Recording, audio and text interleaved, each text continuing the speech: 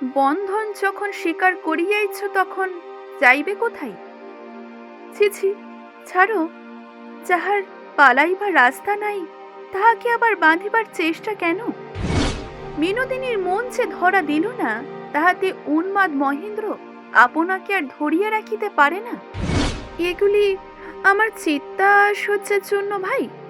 মরণ ছাড়া তো সোহাগের লোক আর কেহই নাই। একদিকে যেমন চন্দ্র অস্ত যায়, ঠিক তেমন অন্যদিকে সূর্য ওঠে। ঠিক তেমনি আশা চলিয়া গেল কাশী, কিন্তু মহেন্দ্রের ভাগ্যে এখনো পর্যন্ত বিনোদিনী দেখা নাই। মহেন্দ্র ঘুরিয়া ঘুরিয়া বেড়ায়, মাঝে মাঝে ছুতা করিয়া সময়ে অসময়ে তার মার ঘরে গিয়া উপস্থিত হয়, কিন্তু বিনোদিনী কেবলই ফাঁকি দিয়া পালায়, ধরা দেয় না।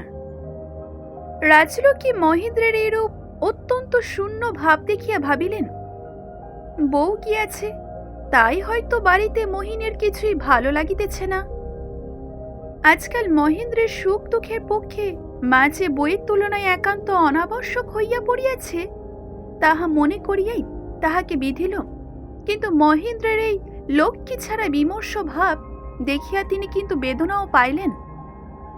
বিনোদিনীকে ডাকিয়া তিনি বলিলেন, সেই ইনফ্লুয়েঞ্জার পর হইতে আমার হাঁপানির মতো হইয়াছে। আমি তো আজকাল সিঁড়ি ভাঙিয়া ঘন ঘন ওপরে যাইতে পারি না। তোমাকে বাছা নিজে থাকিয়া মহিনের খাওয়া দাওয়া সমস্ত দেখিতে হইবে। বরাবরকার অভ্যাস, একজন কেহ যত্ন না করিলে মহিন যে থাকিতে পারে না। দেখোই না, বউ যাওয়ার পর হইতে ছেলেটা আমার কেমন জানি হইয়া গিয়াছে। বউকেও ধন্য বলি, কেমন করিয়া গেল। বিনোদিনী একটু মুখ বাঁকাইয়া বিছানার চাদর খুঁটিতে লাগিল। কিছুক্ষণ পর রাজলক্ষ্মী কহিলেন, কি বউ, কি ভাবিতেছ? ইহাতে ভাবিবার তো কিছু নাই। যে যাহা বলে বলুক, তুমি তো আমাদের পর নও। বিনোদিনী তখন কহিল, না মা থাক, তার আর কাজ নাই। রাজলক্ষ্মী কহিলেন, আচ্ছা, কাজ নাই যখন বলিতেছ, দেখি আমি নিজে যা পারি তাই করিব। এই বলিয়াই তখনই তিনি মহেন্দ্রের তেতালার ঘর ঠিক করিবার জন্য উদ্যত হইলেন। বিনোদিনী তখন ব্যস্ত হইয়া কহিল, ও কি করো পিসিমা? আমার আমার ভুল হইয়াছে। তোমার যে শরীর অসুখ, তুমি চাইও না, আমি চাইতেছি। তুমি যা বলিবে আমি তাই করিব। রাজলক্ষ্মী লক্ষ্মীর কথা একেবারেই তুচ্ছ করিতেন। স্বামীর মৃত্যুর পর হইতেই সংসারে এবং সমাজে তিনি মহেন্দ্রকে ছাড়া আর কিছুই জানিতেন না। মহেন্দ্র সম্বন্ধে বিনোদিনীর সঙ্গে সমাজ নিন্দার যে আভাস দেওয়া হইয়াছিল, তাহাতে তিনি বিরক্তই হইয়াছিলেন। আজ জন্মকাল তিনি মহিনকে দেখিয়া আসিয়াছেন। তাছাড়া তার পেটের ছেলে মহিন, তাহার মতো এমন ভালো ছেলে আর কোথায় আছে?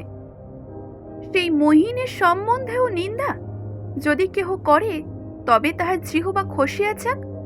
তাহার নিজের কাছে যেটা ভালো লাগে ও ভালো বোধ হয়, সে সম্বন্ধে বিশ্বের লোককে উপেক্ষা করিবার জন্য রাজলক্ষ্মীর একটা স্বাভাবিক জেদ ছিল।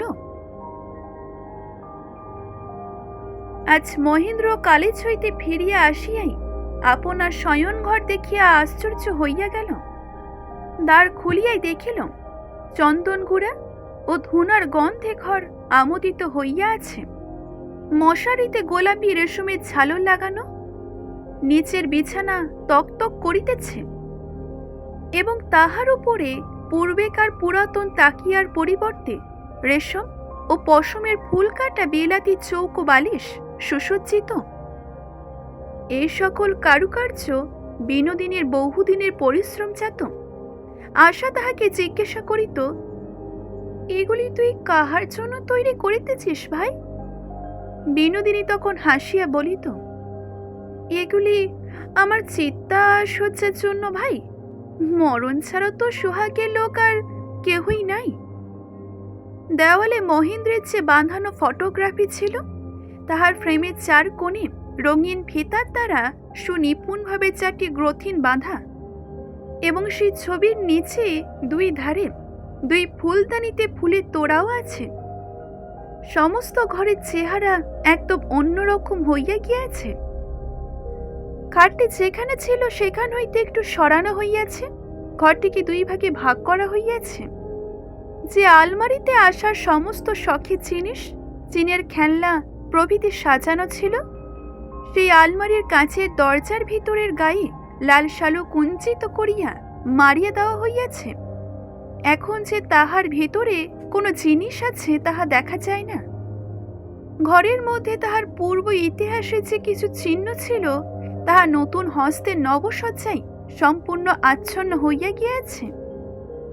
ঠিক এমন সময় দাসী রূপার রেকাবিতে ফল ও মিষ্ট এবং কাঁচের গ্লাসে বরফ দেওয়া আনারসের শরবত আনিয়া দিল।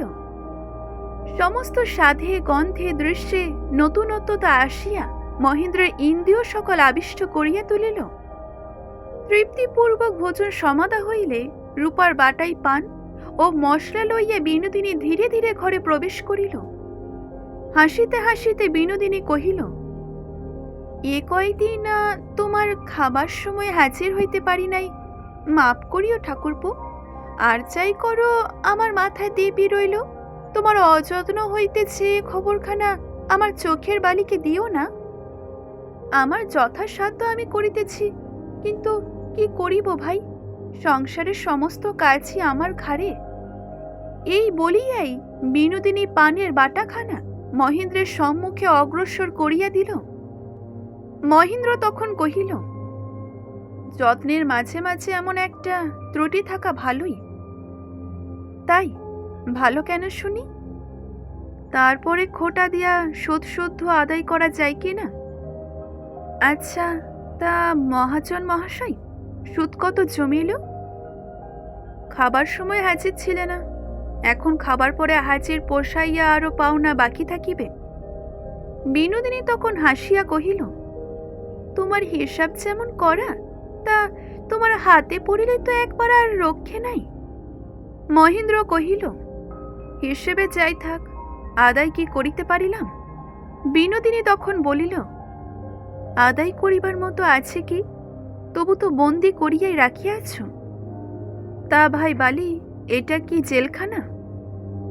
এমন সময় বেহারা নিয়ম মতো আলো আনিয়া টিপাইয়ের ওপর রাখিয়া চলিয়া গেল। হঠাৎই চোখের সামনে আলো লাগিতেই মুখকে একটু আড়াল করিয়া নিয়া বিনোদিনী বলিল, কে জানি ভাই, তোমার সঙ্গে কথাই কে পারিবে, এখন যাই, কাজ আছে। মহেন্দ্র হঠাৎই তাহার হাত চাপিয়া ধরিয়া কহিল, বন্ধন যখন স্বীকার করিয়াইছ তখন যাইবে কোথায়? বিনোদিনী তখন বলিল, ছি ছি, ছাড়ো, যাহার পালাইবার রাস্তা নাই তাহাকে আবার বাঁধিবার চেষ্টা কেন? এই বলিয়াই বিনোদিনী জোর করিয়া হাত ছাড়াইয়া লইয়া প্রস্থান করিল। মহেন্দ্র সেই বিছানার সুস্নিগ্ধ বালিশের ওপর পড়িয়াই রহিল। তাহার বুকের মধ্যে রক্ত তোলপাড় করিতে লাগিল। নিস্তব্ধ সন্ধ্যা, নির্জন ঘর, নব বসন্তের বাতাস দিতেছে। বিনোদিনীর মন যে ধরা দিল না, তাহাতে উন্মাদ মহেন্দ্র আপনাকে আর ধরিয়া রাখিতে পারে না। মহেন্দ্র তাড়াতাড়ি ঘরের আলোখানা নিবাইয়া ঘরের প্রবেশদ্বার বন্ধ করিল। তাহার উপরে শ্বাসে আঁটিয়া দিল এবং সময় না হইতেই বিছানার মধ্যে গিয়া শুইয়া পড়িল। এ তো আর সেই পুরাতন বিছানা নয়, পূর্বের চেয়েও অনেক নরম বিছানা। রাত্রে ৯টার সময় রুদ্ধদ্বারে ঘা পড়িল। বিনোদিনী বাহির হইতে কহিল, ঠাকুরপো, তোমার খাবার আসিয়াছে, দুয়ার খোলো। তখনই দ্বার খুলিবার জন্য মহেন্দ্র ধরপড় করিয়া উঠিয়া শার্শির অর্গলে হাত লাগাইল, কিন্তু দ্বার না খুলিয়া সে কহিল, না না, আমার ক্ষুধা নাই, আমি খাইব না। বাহির হইতে বিনোদিনী উদ্বিগ্ন কণ্ঠে কহিল, অসুখ করেনি তো? জল আনিয়া দিব, আর কিছু চাই? মহেন্দ্র তখন কহিল, আমার কিছুই চাই না, কোনো প্রয়োজন নাই। বিনোদিনী তখন কহিল, আমার মাথা খাও, আমার কাছে কিছু ভাড়াইও না। আচ্ছা, অসুখ না থাকে তো একবার দরজা খোলো। মহেন্দ্র তখন বলিল, না খুলিব না, কিছুতেই না, তুমি যাও। এই বলিয়াই মহেন্দ্র পুনর্বার বিছানার মধ্যে গিয়া শুইয়া পড়িল। শূন্য শয্যা ও চঞ্চল হৃদয়ের মধ্যে অন্ধকারে কি যেন সে খুঁজিতে লাগিল।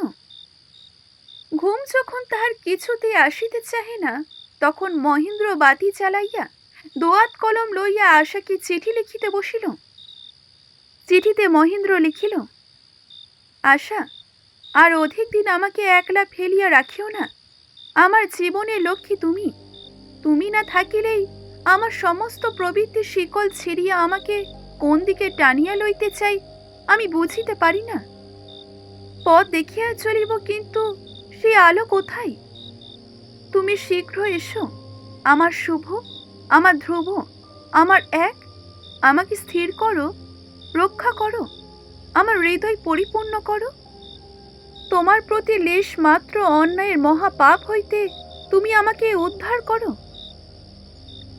এমনই করিয়া মহেন্দ্র নিজেকে আশার অভিমুখে সবেগে তাড়না করিবার জন্য অনেক রাত ধরিয়া অনেক কিছুই লিখিল। মহেন্দ্র একান্ত মনে আশাকে স্মরণ করিয়া মনে মনে কিছুটা সান্ত্বনা পাইল, এবং বিছানায় শুইবা মাত্র ঘুম আসিতে তাহার বিলম্ব হইল না। সকালে মহেন্দ্র যখন জাগিয়া উঠিল, তখন বেলা হইয়া গিয়াছে। ঘরের মধ্যে রৌদ্র আসিয়াছে। মহেন্দ্র তাড়াতাড়ি উঠিয়া বসিল। নিদ্রার পর হইতেই গত রাত্রির সমস্ত ব্যাপার মনের মধ্যে হালকা হইয়া আসিয়াছে।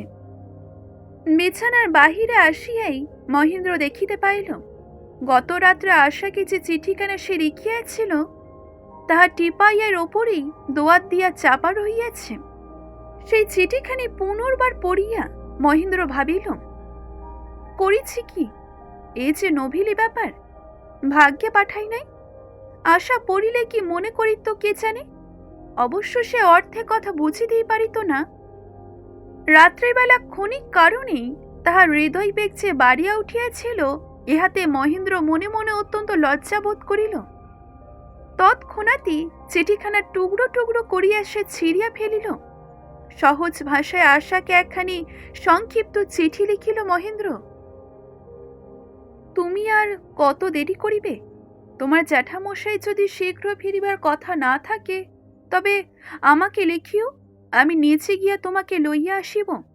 এখানে একলা আমার আর ভালো লাগিতেছে না।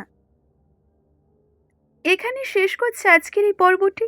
আজকের এই পর্বটি যদি ভালো লেগে থাকে, অবশ্যই একটা লাইক করবেন, শেয়ার করবেন এবং কেমন লাগলো জানাতে ভুলবেন না। ধন্যবাদ।